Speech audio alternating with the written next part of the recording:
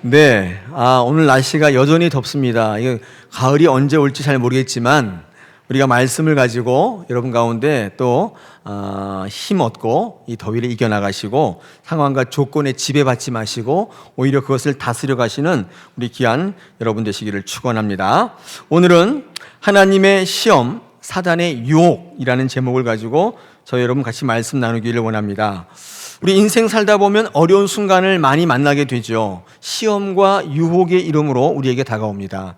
오늘 본문에는 하나님의 시험과 사단의 유혹이 동시에 등장합니다.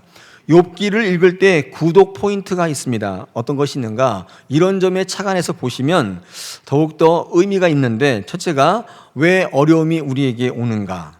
그 어려움은 어디서 기인하며 그 배후가 무엇인가? 내 잘못 때문인가? 조상 탓인가? 아니면 다른 이유 때문인가? 그리고 그 어려움을 이겨나가려면 어떻게 해야 되는가? 이런 게 구독 포인트거든요. 오늘 주시는 이 욥기 1장의 말씀을 가지고 여기에 좀 입각해서 충실히 답을 좀 얻는 그런 시간을 좀 갖게 되기를 바랍니다.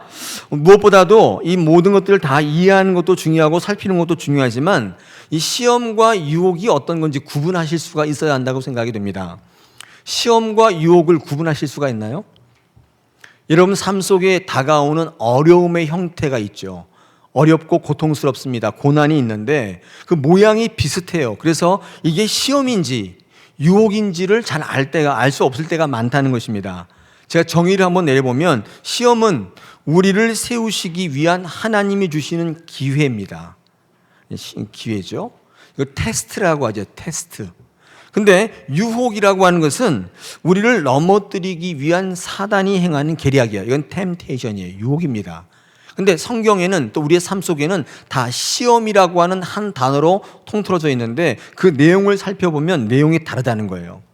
이 두 가지를 구분하실 수가 있어야 됩니다. 제가 한번 그 두 가지를 구별할 수 있도록 좀 팁을 드리는데 한번 잘 들어보시고 한번 적용해 보시기를 바랍니다. 시험이 오면 시험이라고 하는 글자가 오면 너무 힘들기 때문에 많은 분들이 그 상황에서 벗어나려고 애씁니다. 모든 기도의 제목이 온통 그거예요. 이거 벗어나게 해달라는 거예요. 왜 그러냐면 구분을 잘 못하셔서 그렇습니다. 만약에 내가 지금 어려움을 겪는데 이게 하나님께서 나를 세우시기 위한 기회고 훈련이라고 생각할 수만 있다면 여러분의 기도나 여러분의 모든 바람이 이것을 벗어나는데 초점 맞추지는 않는다는 거예요. 오히려 그 상황을 잘 이겨냄으로 말미암아 기회를 잡기를 원한다는 거예요. 더 성장하기를 원한다는 거예요. 시험은 벗어나는데 포인트가 없어요. 왜냐하면 그거 벗어난다 할지라도 또 다른 상황이 시험으로 다가와요. 그러므로 상황 벗어나는 게 해결책이 아니에요. 성도에게 있어서 어려움은 벗어나는 게 아니라 이기는 겁니다. 꼭 기억하십시오. 벗어나게 해달라고 기도하지 마시고 이기게 해달라고 기도하십시오. 그것을 통해서 성장하게 해달라고 기도하시는 게 성도의 기도라고 생각이 됩니다. 이길 수 있도록 힘을 달라고 기도하십시오. 자, 그러면 어떻게 이길 수가 있는가? 이런 거예요. 상황의 의미를 정확하게 깨달을 수 있는 지혜와 믿음을 구하면 승리할 수 있어요. 이게 뭔지를 구분이 잘 안 가면 오로지 그게 벗어나려고 하는데 그게 기회라니까요. 기회는 잡아야 되잖아요. 벗어나는 게 아니라. 그러므로 어떤 상황이든지 하나님의 것과 사탄의 것을 구별할 수 있는 지혜와 믿음을 구하면 승리한다는 것입니다. 유혹은 좀 달라요. 유혹은요, 욕심에서 올 때가 많이 있습니다. 사탄이 우리를 넘어뜨리기 위해서 유혹할 때 우리 안에 있는 욕심을 사용할 때가 많이 있습니다. 유혹에 빠지는 이유가 뭐냐? 성경은 이렇게 기록합니다. 야고보서 1장 14절에서 자기의 욕심에 끌려 미혹된다. 성경은 그렇게 이야기하고 있어요. 하나님이 절대로 거기에 밀어 넣은 적이 없어요. 자기의 유혹에 끌려서, 욕심에 끌려서 미혹되었기 때문에 그렇다고 얘기합니다. 유혹에 빠지는 이유는 내 안의 욕심 때문이라고 얘기하는 것입니다. 모양은 똑같아요. 힘들어요. 어렵습니다. 근데 어떤 것은 시험일 수 있고 어떤 것은 유혹일 수가 있어요. 제가 예를 들어보겠습니다. 병이 들었습니다. 사업에 실패해서 빈 털터리가 됐다고 칩시다. 여러분, 이거 시험이든 유혹이든 간에 똑같이 견딜 수 없을 만큼 어려운 상황입니다. 근데 어떤 것이 하나님이 주신 기회이고 어떤 것이 사단이 우리를 넘어뜨리기 위한 유혹인지 어떻게 합니까? 기준이 있어요. 이거 한번 적용해 보십시오. 분명하게 드러납니다. 어려움을 당하고 또 고통을 당할 때 여러분 모습 가운데 감사하는 모습이 있습니까? 반드시 이것은 시험이고 기회예요. 근데 책임 전가하는 모습이 있다면 이거는 사단이 그 어려움을 통해서 여러분을 쓰러뜨리기 위한 유혹이라고 보시면 거의 맞습니다. 도둑질했습니다. 경찰에 잡혀서 구치소에 가서 어려움을 당합니다. 어렵죠. 근데 그는 이렇게 얘기합니다. 부모를 잘못 만났다고 얘기합니다. 이 사회가 나를 이렇게 만들었다고 탓합니다. 이 책임 전가하는 거죠. 똑같은 어려움이지만 이건 그에게 쓰러질 수밖에 없는 유혹이 될 수밖에 없어요. 결혼 자기 멋대로 합니다. 하지 말라고 그렇게 말렸는데 합니다. 처음에는 사랑이니까 아무런 문제 없을 것 같죠.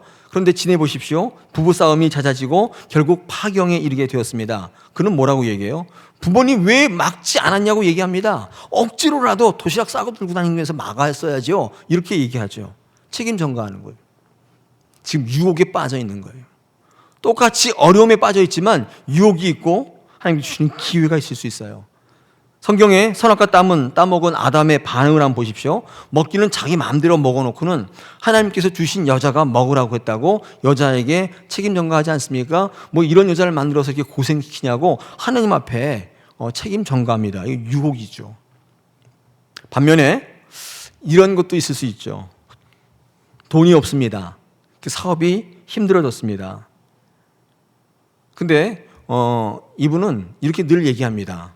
나 때문이라고 얘기하고 또 주변에 많은 사람들이 나를 바라보고 나를 기대하는 것에 실망시켜서 미안하다고 얘기하고 오히려 내 발전의 기회로 삼고 자기 성찰의 기회로 삼습니다. 이런 분들은 유혹이 아니에요. 똑같이 어렵습니다. 아주 안 좋은 상황이에요. 그런데 그 유혹이라고 얘기할 수가 없어요. 어떤 학생이 있습니다. 시험에 떨어졌어요. 집안이 가난해서 지원을 전혀 받을 수 없었습니다. 그런데 부모 원망하지 않아요. 가난한 집안 형편 탓하지 않고 오히려 건강이 있기 때문에 괜찮다고 감사합니다. 이게 유혹인가요? 똑같이 어려워요. 시험 떨어져서 막막해요. 근데 어떤 사람은 늘 부모 탓하고 환경 탓하는 그런 친구가 있는가 하면 어떤 분은 이런 분이 있다는 거예요. 반드시 이것을 통해서 막막하지만 하나님은 그를 반드시 승리케 하시는 거예요. 그에게 기회가 될 수밖에 없다는 거예요. 여러분 어려움 당하고 있으시죠? 어렵죠? 죽을 만큼 힘들죠? 그게 사단이 여러분을 쓰러뜨리기 위한 유혹인지 하나님 내게 다시금 회복할 수 있는 기회인지 여러분 판단하셔야 돼요. 여러분 모습 가운데 어떤 모습이 있습니까? 자, 이렇게 설명하니까 어떤 분이 답답한 심정으로 저에게 목사님 그럼 욕심 버리는 길이 뭡니까? 한 가지밖에 없어요. 믿음을 갖는 거예요. 믿음을 가지시면 유익이 있는데 그게 뭐냐면 욕심이 사라져 버려요. 생각해 보십시오. 무엇을 얻었다면 여러분 그것이 나의 노력의 산물이라고 여기는 분과 물론 그런 면이 없지 않아 있지만 이거 하나님께서 내게 복으로 주신 것이다 이렇게 믿음으로 여기는 분 같을 수가 있습니까? 같지 않죠. 내 노력의 산물이라고 여기는 사람은 자기 힘만 믿고 노력만 합니다. 그런데 하나님이 주시는 복이라고 믿는 사람은 늘 기도하며 맡긴다는 거예요. 믿음이 왜 중요한가? 믿음이 들어오면 욕심이 없어져요. 욕심이 없어져요. 근데 중요한 게 있어요. 여러분 믿음이 막 생기잖아요. 저희 교회 다사랑교회처럼 좋은 교회 다니면 믿음이 막 생기기 시작하거든요. 그때 내게 드는 생각이 어떤 건가? 많은 분들이 막 희망적이고 힘이 넘쳐날 것처럼 여기지만 제가 과거의 경험을 한번 살펴보면 그렇지는 않은 것 같아요. 믿음이 우리에게 찾아올 때 어떤 느낌이 있는가? 약간 우울해요. 그렇죠? 믿음 있는 분들 한번 보십시오. 약간 무력감이 있어요. 왜 그렇습니까? 성령께서 하시는 일인데 무력하기 때문에 더 의지하게 만들려고 하기 때문에 그래요. 충만하면 그것도 그런 현상도 있지만 충만하기보다는 무력해지고 우울해져요. 그러나 하나님을 의지할 때 더 강력하다는 것을 반대급부로 알게 하세요. 여기에 넘어가시면 안 돼요. 내 마음이 그렇다는 거예요. 오히려 공급받는 힘으로 근근히 살아가는 느낌이 좀 있습니다. 근데 이상한 건요. 그런데 일이 돼요.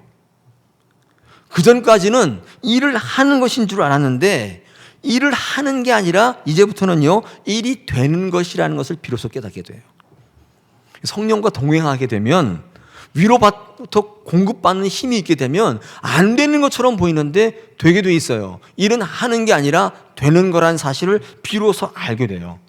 욕심을 이기는 거는요, 믿음밖에 없어요. 하나님이 하신다는 생각을 갖고 있으면 욕심이 사라져요. 사명이 새로워져요. 사명의 뜻이 뭐죠? 사명은 이렇게 정의할 수 있습니다. 하나님이 내게 주신 목적이에요. 이게 사명이에요. 사명감을 붙잡고 사는 사람도 있고, 자기가 세운 목적을 따라 사는 사람이, 두 종류의 사람이 있어요. 하나님이 내게 이 땅에 보내주신 목적이 있거든요. 이것을 기억하며 사는 사람이 있고, 자기가 임의로 세운 목적을 향해 달려다니는 사람이 있습니다. 하나님이 우리에게 주신 사명을 이루는 거, 여러분 이게 얼마나 중요한지 모릅니다. 이것을 붙잡고 사는 사람이 이렇게 많지 않습니다. 그런데 이 사명을 이루는 삶은 어떻게 사는가?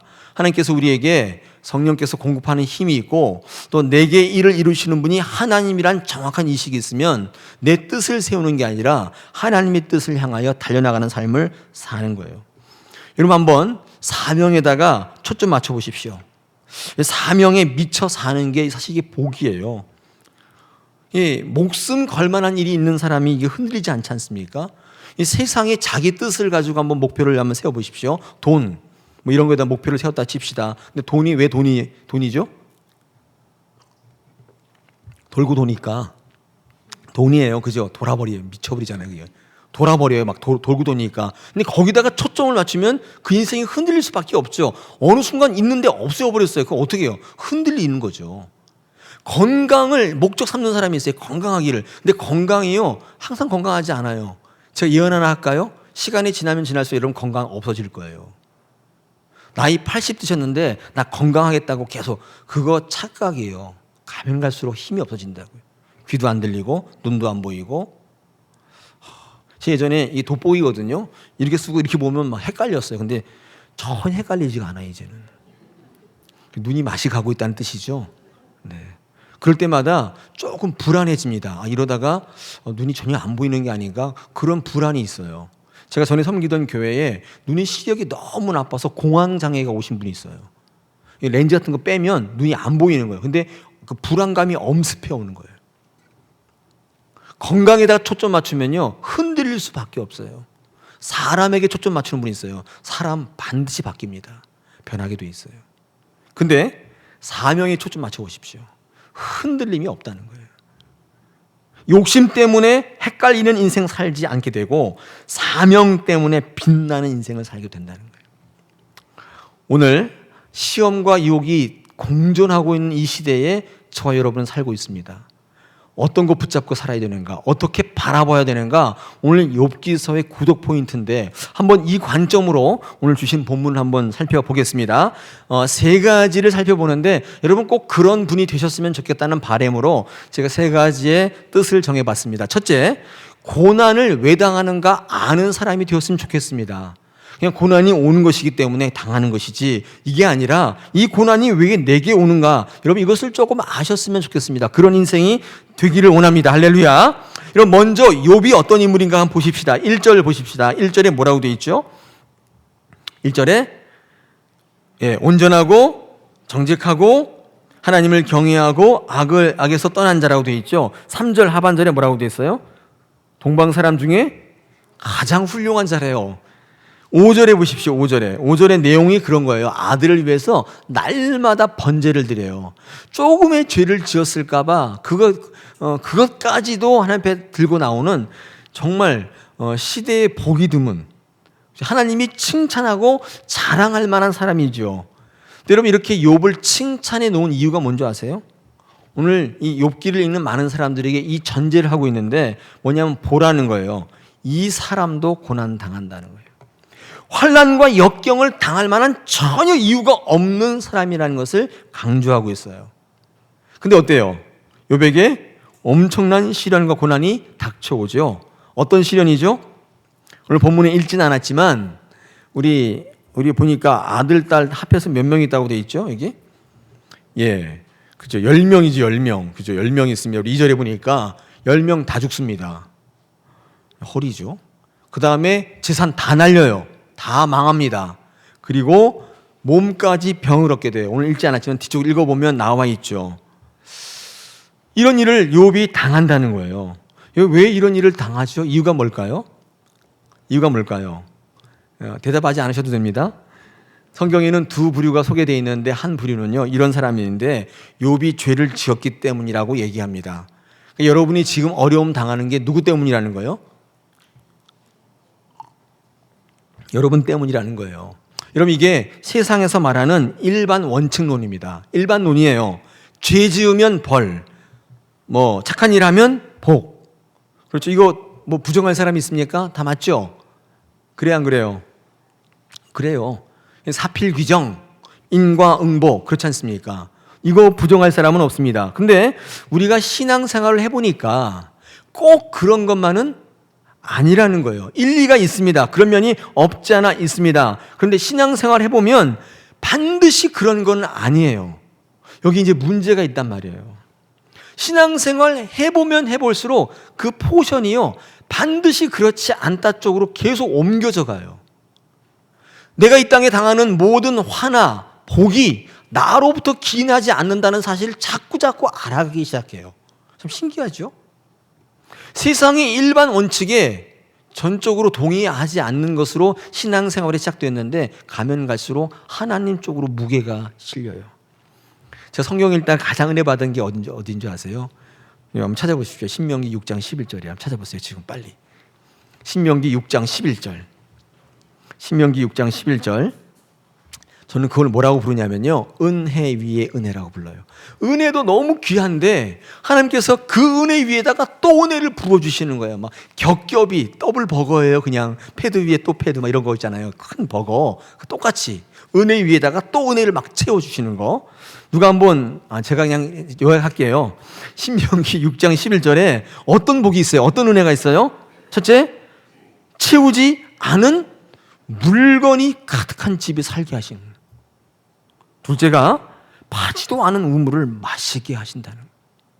셋째가 심지 않은 포도원과 감람나무를 차지하게 하는 은혜가 있다는 거예요. 우리가 이거 일반론이 아니에요. 세상에서는 이렇게 하지 않습니다. 어떻게 심지도 않았는데 거두냐, 이렇게 얘기하시죠.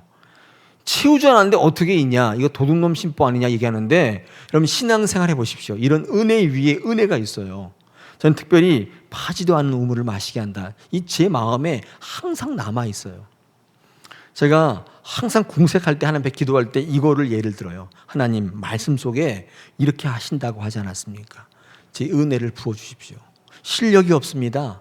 능력이 없습니다. 근데 채우지도 않았습니다. 파지도 않았습니다. 심지도 않았는데 어찌하란 말입니까? 은혜를 더해 주십시오. 한번 오늘 이 시간에 이 기도를 한번 배워가 보십시오. 하나님이 꼼짝 못하시는 기도. 여러분, 세상의 원칙론은요, 잘하면 복이고 나쁘면 화다, 이게 맞습니다만은, 여러분 이게 일리가 있지만 하나님의 은혜가 있다는 사실을 기억하십시오. 하나님께서 꼭 그거대로만 하시는 것은 아닙니다. 이 세상의 원칙론이 정말 맞는 얘기지만 이게 문제가 되는 이유가 있는데, 이게 뭐냐면, 내가 잘못하면 내 죄 때문에 화를 당하는 건 맞습니다만은, 근데 이거 있잖아요. 내가 잘 평안해요. 승리했어요. 그럼 이것도 누구 때문이에요? 이것도 누구 때문이에요? 나 때문이라고 생각하는데 위험성이 있어요. 내가 잘못하면 내 잘못 때문에 화를 당한다. 이거는 화를 당하는 거이기 때문에 이해할 수 있는데, 내가 잘 되고 승리하고 승승장구할 때 그 이유를 하나님께 찾지 않고 내게서 찾는다는 거예요. 그러므로 많은 사람들이 내 신앙이 잘 가고 있는가 못 가고 있는가, 복을 받는가 저주 가운데 있는가의 판단의 잣대를 내 삶의 형편을 보고 판단해요. 하나님께로부터 이유를 찾는 게 아니라 나로부터 이유를 찾는다는데 굉장히 위험성이 있어요. 여러분 지금 잘 가고 있습니까? 누구 때문이에요? 하나님 때문입니까? 할렐루야. 여러분 지금 어려우세요? 공경에 있습니까? 어려움 당하고 있습니까? 누구 때문이에요? 하나님 때문에. 굉장히 좋은 신앙의 습관이에요. 하나님으로부터 그 이유를 찾고 원인을 찾는 거. 이것이 더 성숙하고 승화된 믿음입니다. 여러분 우리 가운데에 세상의 원칙론이 없을 수가 있나요? 있죠. 당연히 그렇게 생각하죠. 그런데도 불구하고 예수 믿으면 이 하나님의 은혜가 여러분 가운데 넘쳐나야 돼요. 할렐루야. 근데 어떤 사람들은요 이렇게 생각합니다. 또 아까 제가 말씀드린 것처럼 모든 승리와 패배, 환난과 역경은 하나님께로부터 이유가 있다고 보는 사람들도 있어요. 그래서 하나님이 특별한 목적과 이유가 있기 때문에 승리도 주시고 고난도 주신다고 생각합니다. 제가 지금 말씀드렸죠. 자, 여러분은 어떤 부류세요? 어떤 부류십니까? 후자예요, 전자예요? 마음속으로 생각하십시오. 우리 신앙생활 하면 할수록, 우리 다사랑교회를 다니면 다닐수록 이 일반 눈에서 이 은혜론적으로 자꾸 옮겨와야 돼요. 그리고 하나님 앞에 늘 은혜를 구하신 여러분 되시길 축원합니다. 실력을 구하시기보다 은혜를 구하십시오. 하나님께서 여러분 가운데 늘 함께 동행하시고 여러분이 할 수 없는 일조차도 하나님께서 이루어주시는 놀라운 축복이 여러분 가운데 있을 줄 믿습니다. 자, 여러분 오늘 읽으신 이 본문 가운데 하나님과 사단이 대화를 하지 않습니까? 근데 우리가 중요한 사실을 하나 발견하게 됩니다. 그게 뭐냐면 이 욥에게 고난이 있습니다. 근데 이 욥에게 고난이 정말 시험이냐 유혹이냐를 한번 이렇게 살펴보시는데, 시험이라고 보는, 하나님께서 그를 일으켜 세워서 더 많은 것을 주시기 위한 기회로 보는 분이 있고, 또 한 분은 이 욥이 이 사단의 유혹 때문에 쓰러뜨려서 망하게 하려고 하는 이 사단의 이 계략이다, 이렇게 보는 분들도 있습니다만은, 어떤 것이든지 간에 우리가 하나 발견하는 게 있습니다. 사단이 욥에게 시험을 주면서 얻고자 했던 게 뭔가, 이게 굉장히 중요한 포인트예요. 이 사탄이요, 만약에 욥에게 시험을 줘서 쓰러뜨리게 할 의도였다면 그러고 나서 뭘 얻으려고 그랬을까 하여, 그게 문제인데, 여러분 11절 보십시오. 11절에 그 의도가 분명히 드러나 있습니다.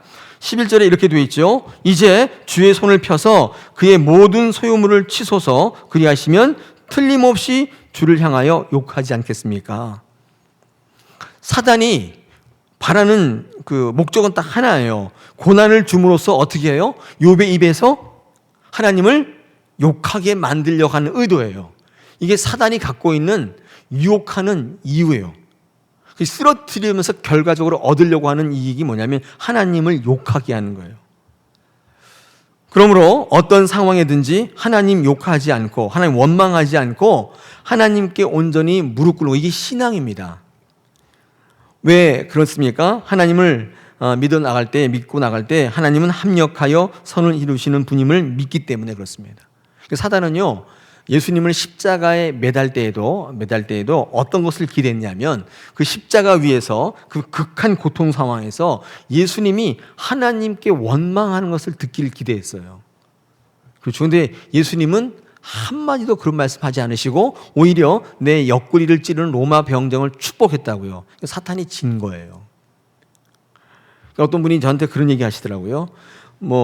어찌하여 하나님 왜 어찌하여 나를 버리십니까? 엘레리 라마 사박단, 이거 원망하는 거 아닙니까? 이렇게 말씀하는 분이 있는데, 어때요? 그거 원망인가요? 네, 그 성경을 좀 주의 깊게 읽어보고 원어를 살펴보시고 이렇게 공부를 해보시면 그건 원망이 아니고 이런 거예요. 하나님의 아픔과 절규, 이렇게 보시면 좋을 것 같아요. 하나님의 최고의 걸작인 인간의 손에 하나님이 죽임을 당하는 그 사실에 대해 창조주로서 굉장히 아프신 거예요. 절규하시는 거예요. 원망이 아닙니다. 원망이 아니에요. 오히려 예수님은 하나님을 완전히 신뢰하죠. 그래서 입을 다무시고 어린 양처럼 순종하시잖아요. 그런 모습이 그 모습 가운데 있어요. 이게 어떤 거예요? 원망하지 않고 끝까지 하나님이 주신 기회로 그 고난을 선용해서 인류를 구원하시는 귀한 일로 승화시키는 것이 바로 예수 그리스도의 모습이라는 거예요. 저와 여러분의 모습 가운데, 어려움 가운데 이런 모습이 있어야 할 줄 믿습니다. 우리 다사랑교회 교인들 가운데 지금 어려움을 겪는 분들이 있어요. 많이 있는 걸로 알고 있습니다. 근데 저는 오히려 많은 분들이 이게 위기지 않냐 생각하는데 오히려 반대로 생각할 수 있습니다. 이게 오히려 기회라는 거예요.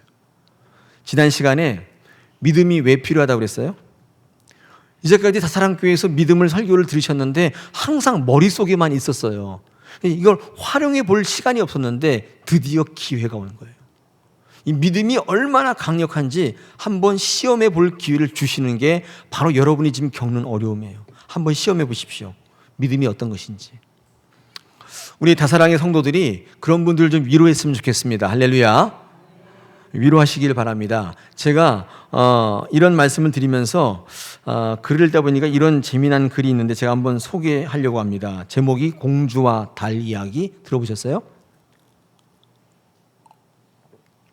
공주와 달 이야기라는 글이 있어서 제가 한번 읽어드리겠습니다. 어떤 귀하게 자란 공주가 있었습니다. 왕과 왕비의 사랑을 너무 많이 받았어요. 그런데 버릇이 없어졌어요. 그래서 자꾸 구하지 못하는 것들을 구합니다. 막무가내예요. 하루는 하늘에 떠있는 달을 따오라고 난립니다. 달을 어떻게 따옵니까? 토끼가 시키고 있는데 어떻게 그걸 따올 수가 없는데 그냥 아무리 설명해도 이해를 못해요. 달은 딸을 딸 수 있는 게 아니라고 말했지만 통하지 않는 거예요. 공주가 조르다가 병이 났어요. 그러다 죽게 생겼어요. 많은 사람들이 와서 설명하고 설득하는데 안 되는 거예요. 과학자가 와서 얘기합니다. 공주님, 달은 너무 커서 갖고 올 수가 없는데요. 통하지 않습니다. 천문학자가 왔습니다. 너무 거리가 멀어서 못 갑니다. 통하지 않는 거예요. 달을 너무 생각하다 보니까 지금 병이 난 거예요. 달 생각을 접으십시오. 정신과 의사가 얘기했는데 안 통합니다. 다 정답이잖아요. 이게 안 통하는 거예요. 공주의 병을 고칠 수가 없더라는 것입니다. 그런데 어느 날 광대가 와서 이 공주의 병을 고치겠다고 얘기합니다. 광대가 이렇게 질문합니다. 자기의 정답을 내려놓고 공주의 수준에서 물었습니다. 공주님, 달이 어떤 모양이죠? 바보야, 그것도 몰라? 동그랗잖아. 공주님, 달이 얼마나 큰가요? 손톱으로 가려지니까 손톱만 하잖아. 그것도 몰라? 달이 무슨 색깔이죠? 보면 알잖아. 황금색이잖아. 광대가 가서 조그만 황금 구슬을 만들어 왔습니다. 공주님, 달 따왔는데요. 공주가 뛸 듯이 기뻐하더라는 거예요. 근데 문제는 저녁 때 생겼습니다. 달이 또 떴어요. 따왔는데 달이 떴어요. 그래서 이 광대가 고민하지 않고 그 공주에서 물었다고 그래요. 공주님, 달 따왔는데 또 뜨면 어떻게 하죠? 바보야, 그걸 왜 걱정해? 이 빠지면 이 또 나잖아. 나도 이빨 빠졌는데 또 났거든? 바보야, 그것도 몰라? 하나 따왔다고 없어지면 어떡하겠어? 문제 해결이에요. 그 이후에 공주는 건강하게 잘 살았다는 전설에 따라 삼천리. 여러분, 이 말씀이 뭘 의미하는 것이죠? 정답으로 위로가 안 돼요. 공부 잘해라. 누가 모릅니까? 공부가 안 되는 걸 어떻게 해요? 낙심하지 마. 낙심되는데 어떡하라고요? 우리 다사랑의 성도들이 서로 위로하고 서로 격려하는, 그럴 때 내 입장을 얘기하고 내 정답을 얘기하는 게 아니라 그 사람 입장에서 이해해주고 그 사람을 품어주면, 또 하나님의 입장에서 이해해주면, 하나님의 이야기를 들려주면 그게 위로가 되는 거예요. 우리 다사랑의 많은 분들이 어렵고 힘들고 사실입니다만은, 그런데 그것으로 인하여 우리가 넘어질 것이 아니라 오히려 그것을 통해 어떻게 해요? 하나님 앞에 더 나가는, 더 하나님과 하나 되는 놀라운 일들이 우리 가운데 있었으면 좋겠습니다. 하나님께서 우리 가운데 그것을 바라십니다. 자, 두 번째, 오늘 우리 본문을 통해서 우리가 알 수 있는 것이 있습니다. 그것은 뭐냐면 주신 것에 대한 신앙이 아니라 주신 분께 대한 신앙으로 전환해야 한다는 것입니다. 오늘 성경 말씀 읽어보면 가장 큰 이슈가 있어요. 하나님과 사탄이 욥에 대해서 의견을 달리하고 있어요. 하나님은 어떤 생각을 갖고 계시냐면, 내가 저 사람들에게 아무것도 안 해줘도 저들은 나를 경외할 거다, 이런 믿음이 있으세요. 하나님 우리들에게. 그런데 비해서 사탄은 뭐라고 얘기하냐면, 웃기지 마십시오. 욥이 하나님을 경외하는 것은 다 줬기 때문이 아닙니까? 그렇게 부자로 만들어 주셨으니까 그거 주시니까 그거 지키려고 저러는 거지. 한번 싹 걷어가 보십시오. 반드시 하나님 욕할 겁니다. 이렇게 이야기하는 거예요. 한마디로 사람이 아무런 까닭 없이 하나님을 섬기지 않는다는 게 사탄의 생각이에요. 여러분 어떻게 생각하세요?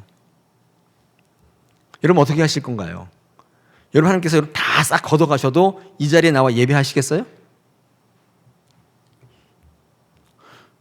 저는 그런 생각 많이 해요. 제가 목회하는데 하나님께서 내 귀한 거 다 걷어가시면 내가 목회할 수 있을까?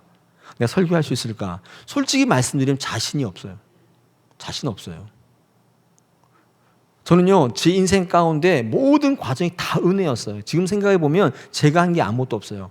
그런 확신이 있고 앞으로도 하나님께서 내게 그렇게 채우실 것을 확신하기 때문에 담대하게 이 자리에 서 있는데, 만약에 다 걷어가신다, 글쎄요, 여기 계신 여러분, 여기 몇 분이나 남아 계시겠어요? 구약 성경에 하박국 선지자의 글이 있습니다. 하박국 잘 모르시죠? 호박국도 아니고 하박국인데 그 내용을 잘 모르지만 이 말씀에요. 이 말씀은 유명해요. 요거는 굉장히 유명해요. 찬양도 있고 우리가 잘 압니다. 하박국 3장 17절 18절에 이렇게 하박국 선지자가 노래합니다. 비록 무화과 나무가 무성하지 못하며 포도나무에 열매가 없으며 감람나무에 소출이 없으며 밭에 먹을 게 없으며 우리의 양이 없고 외양간에 소가 없을지라도 나는 여호와로 말미암아 즐거워하며 나의 구원의 하나님으로 말미암아 기뻐하겠다. 이 무슨 말이에요? 아무것도 없는데 나는 하나님 그분으로 만족하며 기뻐하겠다는 거예요. 여러분, 이 말씀이 왜 알려져 있는 줄 아세요? 이 하박국 선지자는 아무것도 없는 상황이에요. 조건이 없어요. 손에 잡히는 거 아무것도 없어요. 누리는 게 없다고요. 받은 게 없어요. 그럼에도 불구하고 어때요? 미리 내게 행하실 그 구원을 바라보며 감사하는 거예요. 아무것도 없는 상황에서 감사하더라는 거예요. 그래서 유명해진 말이에요. 이 시간에 여러분에게 묻고 계시는 거예요. 너 진작 나를 사랑하니? 아무런 감사할 조건이 없는데도 다 날아가고 다 건강 잃고 다 망했는데도 너 이 자리에 여기 나와서 나한테 예배하고 경배할 수 있니? 묻고 있는 거예요. 여러분 어떠세요? 오늘 여러분 한번 생각해 보실 내용입니다. 제가 성경을 읽어보니까 믿음과 이 보상과는 관계성이 있어요. 믿음을 잘 믿고 그 조건에 동의하시면 복 받을 수 있어요. 그 사실입니다. 제가 몇 가지 한번 성경 말씀을 예를 들어드리면 우리 사도행전 16장 31절에 가로되 주 예수를 믿으라 그리하면 조건이 붙어 있죠. 너와 내 집이 구원을 얻으리라. 그렇게 하면 되는 거예요. 조건이 있어요. 믿음이 있으면 보상이 있다는 거죠. 신명기 11장 13절로 15절 제가 제일 좋아하는 말씀인데 여기 이렇게 적혀 있습니다. 내가 오늘 너희에게 명하는 내 명령을 너희가 만일 청종하고 너희 하나님 여호와를 사랑하여 마음을 다하고 뜻을 다하여 섬기면 조건이 딱 붙어 있어요. 여호와께서 너희 땅에 이른 비 늦은 비를 적당한 때에 내리시니 너희가 곡식과 포도주를 얻게 될 것이고 또 가축을 위하여 들에 풀이 나게 하시리니 내가 먹고 배부를 것이다. 보상이 따르죠. 조건을 이행하면 보상이 따른다는 거예요. 만군의 여호와가 이르노라 너희의 온전한 11조를 창고에 들여 너의 나의 집에 양식이 있게 하고 하면 조건이 붙었어요. 그것으로 나를 시험하여 내가 하늘 문을 열고 너희의 복을 쌓을 곳이 없도록 붙지 아니하나 보라. 복을 쌓을 곳이 없도록 부음을 당하고 싶다면 어떻게 해야 돼요?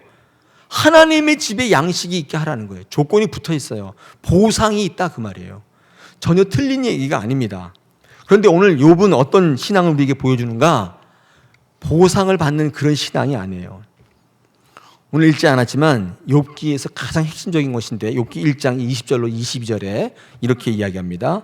욥이 일어나 겉옷을 찢고 머리를 밀고 땅에 엎드려 예배하며 이르되 내가 모태에서 알몸으로 나와 싸운즉 또한 알몸이 그리로 돌아갈지라 주신 이도 여호와이시고 거두신 이도 여호와시니 여호와 이름이 찬송을 받으실지니라 하고 모든 일에 욥이 범죄하지 아니하고 하나님을 향하여 원망하지 않았다. 욥은 이런 신앙을 갖고 있었다는 거예요. 모든 것이 하나님께로부터 왔기 때문에 가져가시는 분도 하나님이시니 전혀 이상할 게 없다는 거예요. 다시 말해서 청지기의 믿음, 청지기 정신이 있었어요. 중요한 게 있습니다. 그런데 그 믿음이 있으니까 그를 다시 회복시키더라는 거예요. 다시 시작할 수 있도록 그 믿음이 이끌더라는 거예요. 사랑하는 여러분, 지금 어려움이 있다면 지금 여러분에게 해결책은 그 믿음이에요. 다 주신 분도 여호와시고 가져가시는 분도 여호와시니까 주님께서 찬송을 받으실 것이다. 이런 이 믿음이 있으면 반드시 회복시키신다는 게 욥기의 주제입니다. 주신 것에 대한 믿음이 아닙니다. 주신 분께 믿음으로 바꾸셔야 돼요. 뭐 준 게 있어야 감사하죠. 그게 아니에요. 세 번째, 오늘 주시는 말씀이 우리에게 주는 의미가 있습니다. 이런 인생이 되었으면 좋겠습니다. 하나님을 실망시키지 않는 인생. 하나님은 꼭 여러분에게만 주어야만 됩니까? 여러분 하나님께 드리면 안 돼요? 하나님이 꼭 여러분을 다 기대에 부응시켜 줘야만 됩니까? 여러분이 하나님을 조금 세워드리면 안 됩니까? 저는 그런 인생이 되었으면 좋겠습니다. 욥은요, 하나님께 승리를 안겨드렸단 말이에요. 요즘에 올림픽 하지 않습니까? 금메달을 따는 선수가 기뻐서 펄쩍펄쩍 뛰면 뒤에 있는 감독이요, 더 난리죠. 더 난립니다. 막 부둥켜 안고 난리가 나요. 저는 그런 거 상상해 봐요. 제가 세상에서 얻은 고난과 역경 가운데 승리했어요. 펄쩍펄쩍 뛰고 마지막 날에 승리하는데, 여러분 그 뒤에 계시던 하나님께서 버선발로 뛰어나와서 같이 막 뛰시면서 같이 막 기뻐하시는 모습을 한 상상해 보십시오. 대단하죠. 하나님이 나를 위해서 막 기뻐서 춤추시는 모습을 생각해 보면 내 사는 목적을 하나님을 기쁘시게 하는 인생이 되겠다, 그렇게 세울만 하잖아요. 오늘 사단과 내기를 하는데, 그죠? 하나님께서 굉장히 불안하셨을 것 같아요. 저러다 진짜 떠나는 거 아닌가? 에이, 하나님, 내가 이제까지 헛믿었습니다. 괜히 믿었습니다. 에이, 그리고 떠나가면 어떡하나? 하나님께서 굉장히 불안하셨을 것 같은데, 욥이 어떻게 했어요? 욥은 하나님을 실망시키지 않았다. 하나님께서 사탄 앞에 어때요? 하면서 거봐, 내 말이 맞지? 욥은 그런 사람 아니야. 아무개 집사는 그런 사람 아니야.